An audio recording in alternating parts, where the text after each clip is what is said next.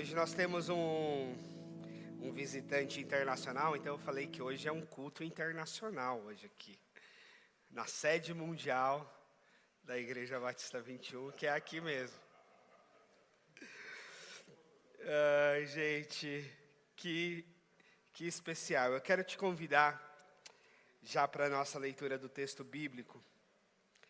A gente vai ler Lucas capítulo 2, versículo 8. A gente está aqui nessas celebrações já de Natal, né? Nesse tempo que a gente chama de tempo do advento, tempo da espera da chegada do Messias, e a gente está refletindo sobre isso. Domingo que vem a gente vai ter uma celebração bem natalina, assim, musicalmente falando, muito embora hoje essa mesa está linda, para a gente partilhar a ceia daqui a pouco, e também a mesa é tão simbólica na nossa fé, né? Tão especial.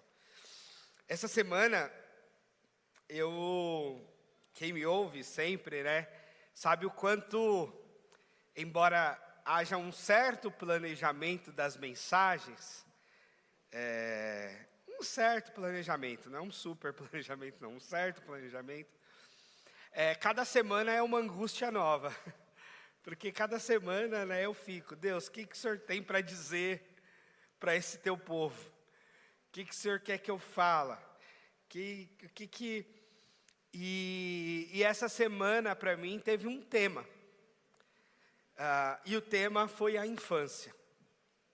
O tema dessa semana, para mim, foi a infância. Não só porque a gente vai olhar para o texto de um Jesus infante, de um Jesus bebê, porque o Natal é isso, né? É o nascimento de Jesus, é o Jesus bebezinho. Mas também por várias coisas que aconteceram. A semana começou com a notícia do tal vaqueirinho lá da Paraíba, que foi morto por uma leoa no zoológico. Quem viu isso? E foi muito doido, né? Porque o menino entrou na jaula da leoa e, naturalmente, a leoa o matou. Mas o que está por trás da história é um menino abandonado pela família, a mãe esquizofrênica, ele também. É um menino, me parece, com mais 4 irmãos ou 5, em que os outros foram adotados e ele não. Então ele foi separado dos irmãos no processo da adoção, e justamente ele não foi adotado. Talvez pelo próprio diagnóstico da esquizofrenia e tal. E aí ele colecionou passagens de pequenos delitos. Ele foi preso 16 vezes. Mas ele foi preso porque ele tacava pedra na viatura da polícia. Ele foi preso porque ele entrava numa loja de brinquedo e roubava um brinquedo. Os agentes carcerários que certa vez cuidavam dele, falavam que negociavam o comportamento dele com chocolate, com alguma coisa assim. Era o jeito de negociação, era uma criançona. E aí ele não ficava preso. Primeiro porque os delitos que ele cometia eram essas coisas pequenas diante da justiça, né? E segundo, porque ele já tinha laudo que ele era inimputável, na verdade. Ele não tinha cognição clara a respeito das coisas que ele cometia. E ele dizia que queria ser um domador de leões. Uma das assistentes sociais que cuidou dele falou que ele falava o tempo todo que ele queria ser um domador de leões. E acho que num ato desse de loucura, ele escala lá uma parede de 6 metros, entra dentro da jaula, como quem queria domar aquela leoa, e ele era morto. Então, embora seja a morte de um adulto, embora seja uma fatalidade onde a leoa não tem nenhuma culpa disso, porque agiu por instinto, mas é um adulto infantil, e que não foi cuidado na sua infância quando deveria. Porque tem outras crianças atípicas. Tem outras crianças com deficiência intelectual, tem outras crianças ou jovens com esquizofrenia, tem outras pessoas com questões de saúde mental. Alguns de nós já tivemos a nossa crise de saúde mental, eu mesmo já vivi episódio de ansiedade muito forte, talvez um certo nível de depressão até. Mas a diferença é que eu tive amparo, eu tive cuidado, eu tive tratamento, eu tive família, eu tive igreja, eu tive amigos, eu tive suporte. Então, a crise passou e a vida seguiu. E no caso desse menino, não teve. Ou teve muito pouco, teve um certo amparo do Estado, ele passou por um CAPES, ele passou, mas não teve aquele apoio mais amplo do qual ele precisava. E aí foi parar, literalmente, na jaula do leão. Também, eu fiz uma imersão essa semana em uma das instituições que cuidam de criança no nosso Brasil, a Child Fund, uma instituição de mais de 60 anos, está em mais de 60 países, e eu visitei um dos projetos da Child Fund na região metropolitana de Belo Horizonte, lá em Vespasiano. Trabalho lindo, trabalho transformador da comunidade. A Child Fund já é mais focada em ambientes rurais e tal, e faz um trabalho lindo de cuidado com as crianças, de apoio, de proteção e etc. E aí fechamos a semana com chave de ouro, visitando o Lar Batista, né? E como já foi colocado aqui pela Sandra, pelo Gerson, teve gente que saiu chorando, é verdade, né? A Kátia foi embora chorando. Teve uma das coisas mais marcantes que eu ouvi lá no lar ontem, foi de um dos meninos que recebeu o presente da Eliana, mãe do Diego, Eliana Kaufmann. E ela teve uma sacada muito genial, eu acho que pouca gente fez, eu mesmo não fiz, que foi colocar uma carta, escrever uma carta, junto com o presente. E aí ele agradeceu ela, ele falou que gostou muito do presente, mas o que ele mais gostou foi da carta. Tinha um texto, uma mensagem para ele. E aquilo foi muito marcante. Então, esses elementos de humanidade, esses elementos de cuidado, de afirmação, de visitação, e de toda forma de proteção da infância, esse é um tema nosso aqui como igreja. E meu sonho é que sempre seja, nos nossos primeiros documentos da igreja, nos primeiros estudos, quando a gente era um pequeno grupo numa casa, a gente falava que as novas gerações eram prioridade para a gente. E continuam sendo. A gente só vai identificando esses desdobramentos, né? Mas continua sendo. As crianças, os adolescentes, que ainda temos poucos, mas estão chegando, os jovens, as novas gerações são prioridade. Porque são sementes para a eternidade que a gente vai lançando e que a gente vai cuidando. E acho que não é à toa que Jesus vem criancinha. Vamos para o texto bíblico? Lucas capítulo 2, versículo 8. O texto bíblico diz assim, que haviam pastores aqui, não é pastor igual eu, é pastores cuidadores de ovelha, pastores homens da roça, pastores de ovelhas mesmo. Haviam pastores que estavam nos campos, próximos, lá em Belém. E durante a noite, tomavam conta dos seus rebanhos, vigiavam as suas ovelhas, né? Parte do trabalho pastoral é cuidar das ovelhas, especialmente à noite, para que os lobos e outros animais ferozes não as ataquem.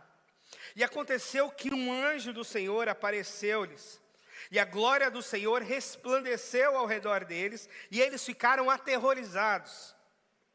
Mas o anjo disse, não tenham medo, estou lhes trazendo boas novas de grande alegria, que são para todo o povo.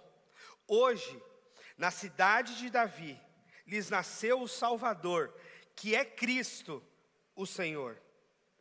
Isso lhes servirá como sinal. Encontrarão um bebê envolto a panos, deitado em uma manjedoura. E de repente uma grande multidão do exército celestial apareceu com um anjo louvando a Deus e dizendo: glória a Deus nas alturas e paz na terra aos homens aos quais Ele concede o seu favor. E quando os anjos os deixaram, foram para o céu.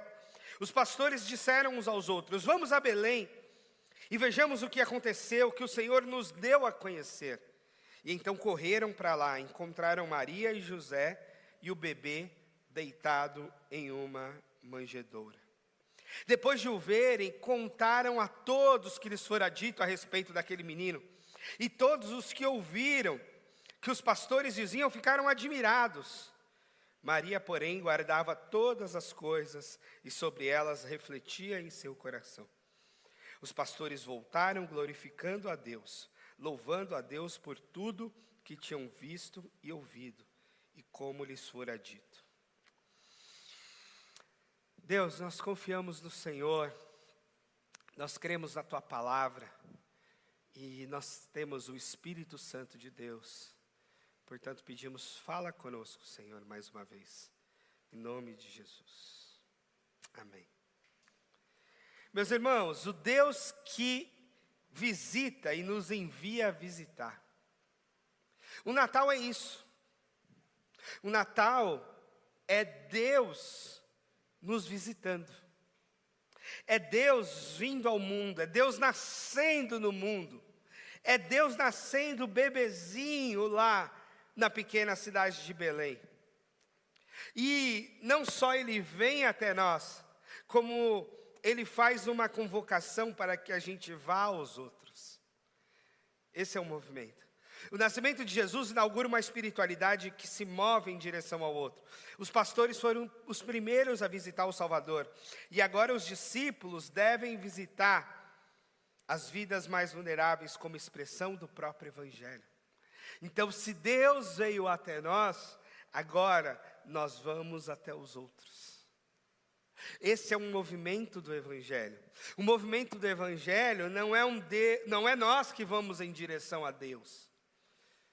É, em primeiro lugar, Deus que vem em direção a nós. E uma vez que Deus vem na nossa direção, também a gente não fica parado. Não, a gente pode se extasiar num primeiro momento, a gente pode ficar abismado, a gente pode ficar encantado com aquele impacto do anjo, do Evangelho, da experiência espiritual. Mas isso depois tem que nos mover num movimento que nos transformou de dentro para fora e que não fica só com a gente, que a gente vai repartir, que a gente vai compartilhar. Esse é o movimento do Evangelho.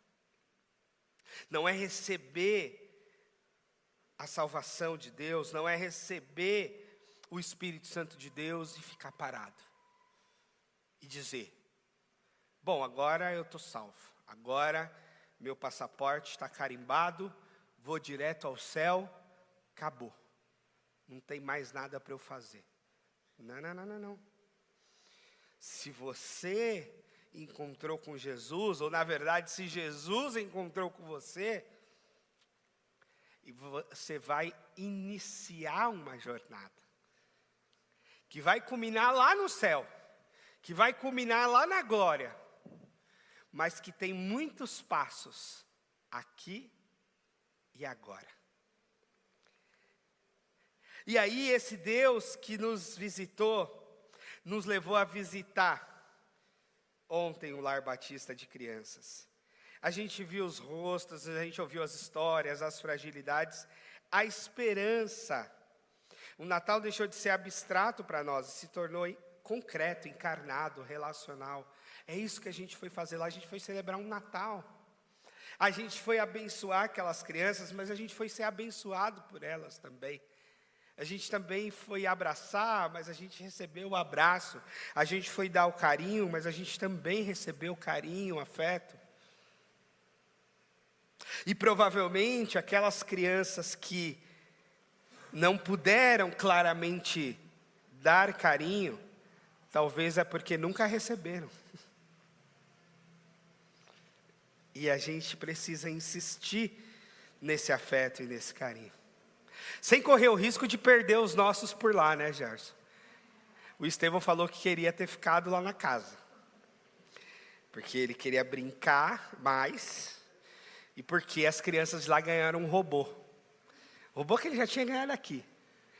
Aí a mãe dele falou assim, mas aí você não ia vir comigo? Ele falou, pelo menos eu ia ter um robô. A mãe dele falou, não estou valendo nem um robô mais, né? Você vê que eles trocam a gente por qualquer coisa. Mas essa coisa de brincar, de interagir. E lógico, ele pensou numa casa com muitas crianças, onde ele ia brincar 24 horas por dia, né? Então essa é a lógica.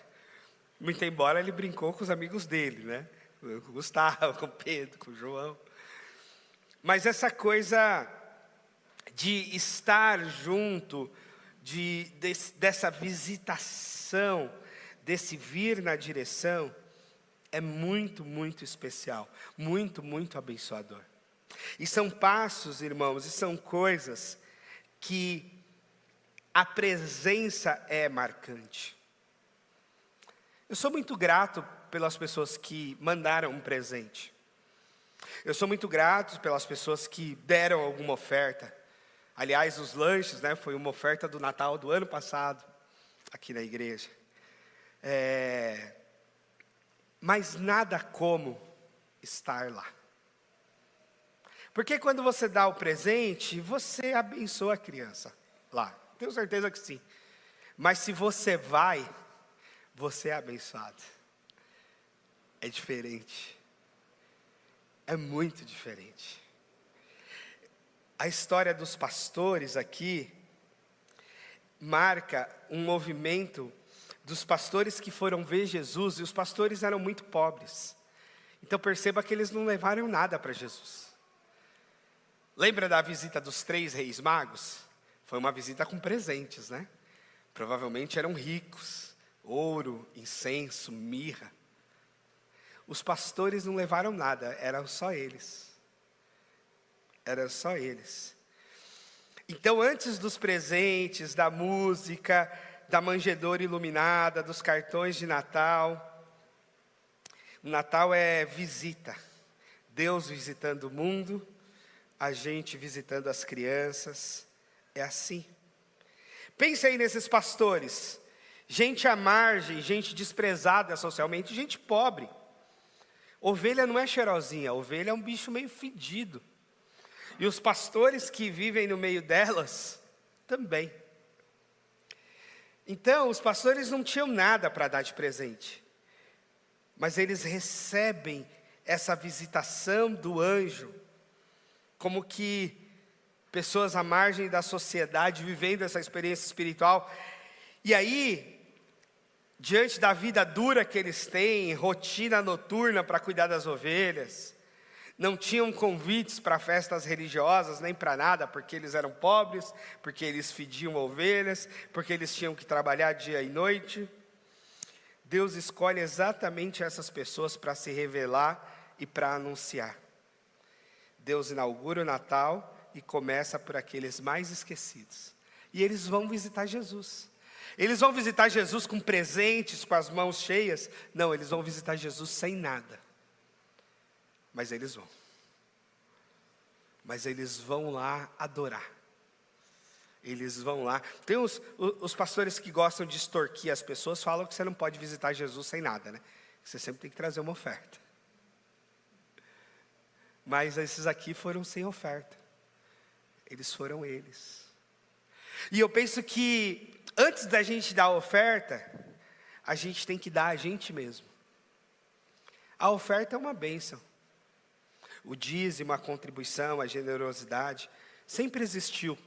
De Gênesis a Apocalipse na Bíblia, existe. Mas o que o Evangelho revela para a gente é que mais do que dar um dinheiro, mais do que dar um presente, mais do que dar uma oferta, a gente precisa se dar. A gente precisa se doar. Eu gosto muito do texto de Romanos, quando Paulo fala assim: apresentai-vos os vossos corpos como um sacrifício vivo, santo e agradável a Deus. Ou seja, dê você mesmo em adoração a Deus. Dê seu corpo, dê suas pernas, dê seus braços, dê seu corpo, dê sua mente. Vem aqui, ou vá a qualquer lugar, ou vá lá no Lar Batista, ou vá em qualquer outro lugar, de corpo inteiro, em adoração a Deus, em louvor a Deus, em serviço a Deus. A gente insiste muito nesse tema do serviço, né? Essa entrega de corpo. Não é só o que você tem, mas é o que você é, que importa para Deus. Não é o dinheiro que você dá, ou o quanto você dá, mas é o coração com o qual você dá. Entende? Entende a criança dizer assim, que o presente foi muito legal, mas o mais especial foi a carta. E a carta custou o quê? Um pedaço de papel e um pouquinho de tinta de caneta. É isso que custou a carta. E foi o mais especial, o mais marcante para a vida daquela criança. É isso. É dar de si em oferta. E Deus é assim. Deus dá de si. Deus deu de si. O primeiro movimento é a luz que quebra um ciclo de indiferença. Muitas vezes ficamos indiferentes pela rotina, pela sobrecarga, pelo cansaço. E ontem o que a gente fez foi romper isso. Sair um sábado da nossa casa para essa visita, para esse tempo juntos. É gostoso ficar em casa, né? É uma delícia.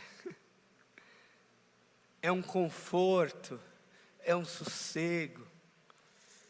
Eu tinha chego em casa quase 1h na sexta. Mas a gente estar lá no sábado foi muito especial. Foi muito gostoso. Porque o movimento do Evangelho é um movimento de saída. Saída de casa, saída da cama, saída da cadeira, saída da nossa zona de conforto, né? Isso já está meio desgastado essa expressão, né? Mas sair na direção do outro, claramente sair, claramente se movimentar. E o segundo momento é a alegria do Natal, essa boa notícia, essa luz, essa festa, essa iluminação, essas cores. Ela não é uma alegria só privada para nós, ela é compartilhada, ela é pública. O Natal é isso, o Natal revela que o Salvador chegou e Ele é anunciado entre as estrelas, Ele é anunciado num céu resplandecente. Ele é para que nós compartilhemos mesmo. A gente precisa compartilhar as boas notícias. O mundo está cheio de más notícias. Eu estou ouvindo um livro essa semana. Sim, estou ouvindo um livro. Estou na onda do audiobook agora. E eu estou ouvindo Foco Roubado. E uma das coisas desse livro, ele discute muito a questão das redes sociais. E ele fala muito quanto a má notícia dá mais lucro para as plataformas do que as boas notícias. Porque as más notícias dão mais repercussão nas redes, as más notícias dão mais engajamento, os textos mais duros, os xingamentos, essas coisas na rede multiplicam mais o alcance, o engajamento e etc. Parece que a gente está num mundo que ama consumir e repercutir as más notícias. As desgraças correm solto, né? Alguém já disse, né, que a má notícia chega logo. Mas a gente precisa insistir com as boas notícias. A gente precisa anunciar o que há de bom que Deus tem feito. A gente precisa insistir na boa nova do Evangelho, nas boas notícias a respeito da proteção e do cuidado das crianças. Sim, quando uma criança morre, quando uma criança é maltratada, isso causa um escândalo e isso repercute muito. Tristemente. Mas nós temos que insistir na repercussão das boas notícias. Nós temos que insistir na repercussão do trabalho que o Lar Batista faz. Nós temos que insistir na repercussão do trabalho que o Child Fund faz. Nós temos que insistir na repercussão das coisas boas que são feitas para a glória de Deus no mundo. Nós temos que insistir nisso. Mesmo que isso talvez não dê tanto engajamento, mesmo que isso talvez não dê tanta repercussão quanto deveria, nós temos que insistir.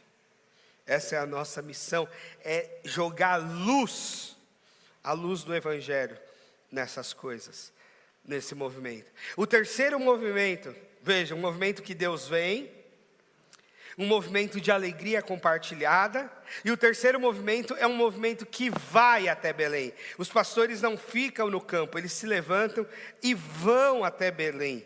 Esse movimento do Natal, esse deslocamento, essa missão de ir, essa coisa de se movimentar, essa coisa de ir adorar, essa coisa de se levantar de onde se está.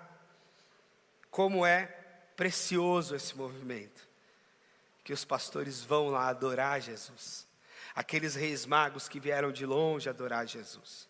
As pessoas que vão depois ouvir os ensinos de Jesus. A nossa fé tem esse movimento, tem essa ida, tem esse ide. E um quarto movimento ainda é o testemunho.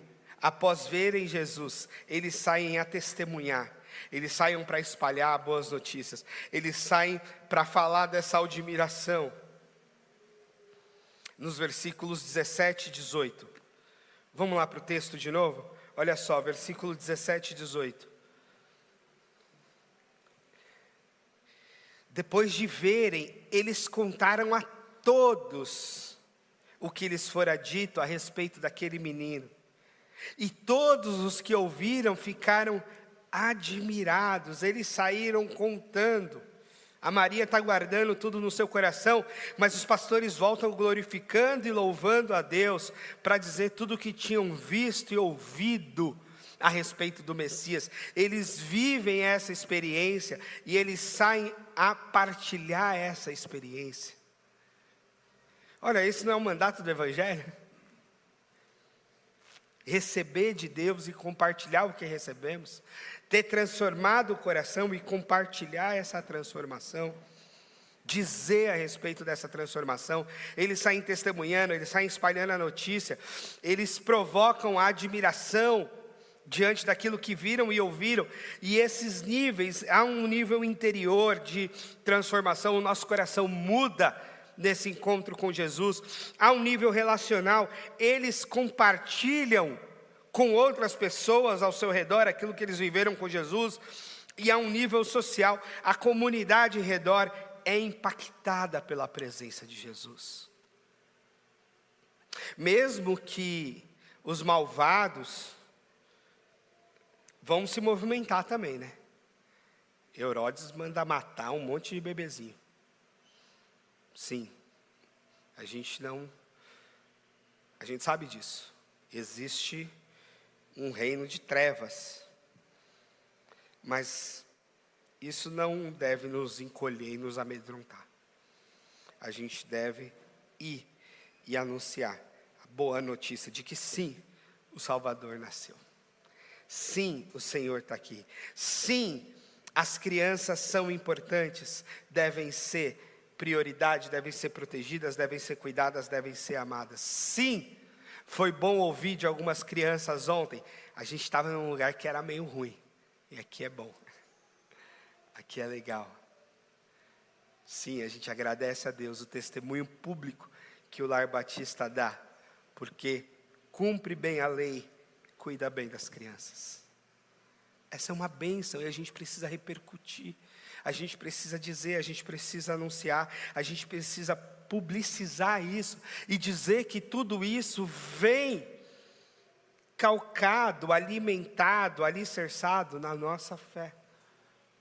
na forma como a gente crê em Jesus, na forma como a gente lê a Bíblia, na forma como a gente se encontrou com o Evangelho de Jesus. E é por isso que fazemos o que fazemos e por isso que somos quem somos. É por conta disso. Um quinto movimento é: volta para casa com outros olhos. Se o Natal for real, nós voltamos para casa enxergando diferente, sentindo diferente, agindo diferente. A visita não acaba quando a gente volta, ela continua dentro de nós. A igreja deve ver como quem voltou transformado. A igreja é um instrumento de Deus para a transformação do mundo. A igreja vivenciou algo novo da parte de Deus e volta com essa experiência, com essa novidade. E caminha nesse espírito, nessa novidade. Por fim, meus queridos, eu quero te provocar a pensar nessas perguntas aí. Quais são as vidas que Deus está te chamando a visitar? Né? Aproveita essa fase. Aproveita esse momento de Natal. Quem sabe é um momento de visitar alguém meio isolado, meio perdidão. Esses dias eu visitei um amigo no hospital. Um amigo que compartilhava da nossa fé, que uns tempos atrás falou para mim que não compartilhava mais da fé, que não acreditava mais em nada disso, de evangelho, de Deus, de Bíblia, de Jesus. Mas a filhinha dele, recém-nascida, deu uma parada cardíaca. E aí eles foram parar no hospital. E aí ele me escreveu, falou assim: seria importante você vir aqui. Pela minha esposa. Eu falei, claro. E foi boa aquela visita. Foi bom encontrar aquele bebezinho vivo, orar. É bom saber que o bebezinho está bem, já voltou para casa. É bom a gente poder visitar, socorrer, abençoar, reconciliar com as pessoas. Que decisão você precisa tomar para que a sua visita continue gerando bons frutos? Sim, a sua presença na sua casa, a sua presença na casa de alguém, a sua presença num quarto de hospital, a sua presença num almoço de trabalho, precisa gerar bons frutos. A sua presença precisa trazer bons resultados. Por quê? Porque você é o sal da terra, você é a luz do mundo. Esse foi o texto que a gente leu ontem no Lar Batista. Você leva consigo o Espírito Santo de Deus. Você leva consigo a marca de Jesus, o sangue do Cristo derramado. Então você chega e você tem que abençoar, você tem que gerar bons frutos, você tem que causar um bom impacto pela sua simples presença naquele lugar, naquela casa, naquele hospital, naquele trabalho, naquela escola. E como essa missão pode se tornar parte da nossa identidade espiritual como igreja, aí é o nosso desafio. O movimento de ontem precisa ser parte da nossa identidade. Aliás, deixa eu te dizer, porque tem muita coisa acontecendo nesses dias.